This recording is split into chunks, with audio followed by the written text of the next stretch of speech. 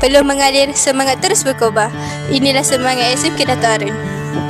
Ini bukan sekadar larian, ini tentang semangat dan juga ketahanan.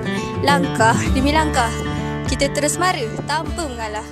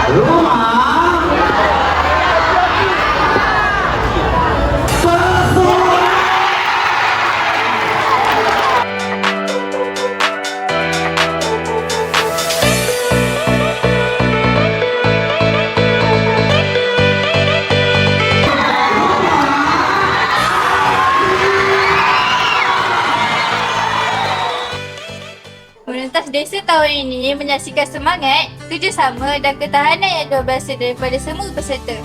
Tahniah kepada para pemenang dan syabas kepada semua yang berjaya sampai ke garisan penyelamat. Semoga semangat ini terus kekal dalam setiap langkah kita selepas ini.